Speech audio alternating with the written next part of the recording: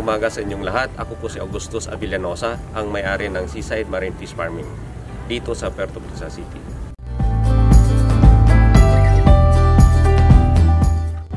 Ito po ang aming project ay nagsimula noong August last year. Nag-start kami mangulikta ng aming mga materials. But nung nag-start kami dito mag-stock ay noong November 2022. So hopefully makakagawa kami, ang propose namin na makagawa ng 6 na units ng 8x8 na cages na gawa sa bamboo, bamboo cages.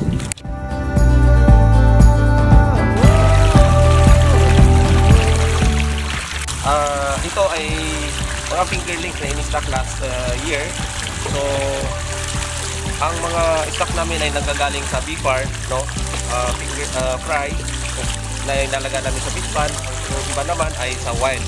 Meron din kami mga fingerlings na nagagaling sa Indonesia na pinalaki na rin dito sa Puerto Princesa.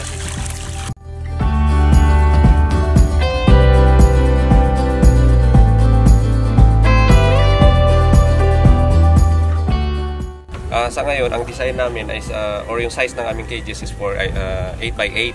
So ang design ng ganito, supposed to be malaking net yan for throughout. But ang purpose nito ay para dito nilagay yung mga fingerlings hanggang lumaki siya sa post fingerlings. Kapag lumaki na siya, dahil may propose kami na round cages, doon na namin siya ilalagay.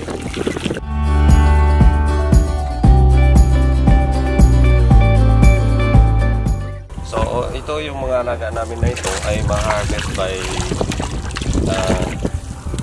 March. Yung samantalang ito yung sa kabila ay harvest namin by February 6. So hopefully maka-harvest namin ng 800 kilos dito.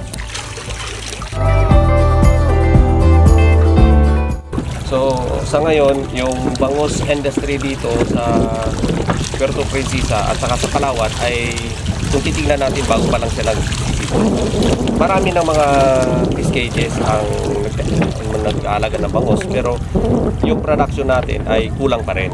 So kailangan natin na siguro paramihin pa yung mga ganitong project dito sa buong Palawan para makiter natin ang buong, lalo na sa mga munisipyo na wala na rin mga nakukuhang isda. So yung market natin, walang problema yan kasi yung demand, sinasabi ng isang buyer dito, as much as possible dapat more than 10 tons per week ang kukunin niya, pero hindi siya nakakakuha ng ganun karami dahil kulang ang supply. Yung bangus industry natin dito sa Palawan ay may mga kulang pa rin, katulad nung hatchery, may hatchery tayo dito na gumagana yung BFAR lang. Sana makapag-produce pa mas maraming fry na mas magagandang klase para hindi na tayo bibili ng mga fry sa ibang bansa. Ako si Mr. Nestor Lusal, galing ng Nyogin Lutaytay, Palawan, presidente ng Fisher Fox. Ako ay andito ngayon ako sa aking kaibigan upang maghanap ng fingerlings. Nung mga nakaraan na hindi pa bumabagyo ng bagyo ng Odette, may higit kami 50 piraso na may kgs. Ang may bangus doon dati ay nasa mga 20 kgs. Ngayon, nalapnos ng Odette, magtatayo na ng panibago.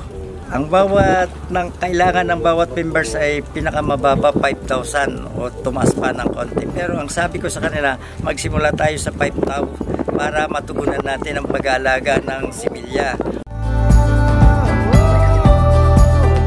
Ganon din ang supply natin ng feeds. Hopefully, makagawa ang provincial government of Palawan o ang ibang institution na makapag-formulate ng feeds dito para hindi tayo namamahalan sa binibili nating feeds, especially the commercial pellet na binibili pa natin sa ibang probinsya.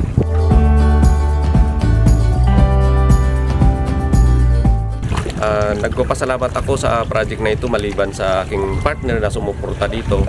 Sabi ko nga nakita niya kasi yung passion natin na pag-aalaga ng isda. Nagpapasalamat din ako doon sa Western Philippines University at sa DOST TBI. Sila ang sumuporta at naggumawa ng aking logo. Marami pa akong i-request sa kanila kung pagpalain at nandyan pa rin sila sa aming tabi. Thank you very much at magandang araw sa inyo.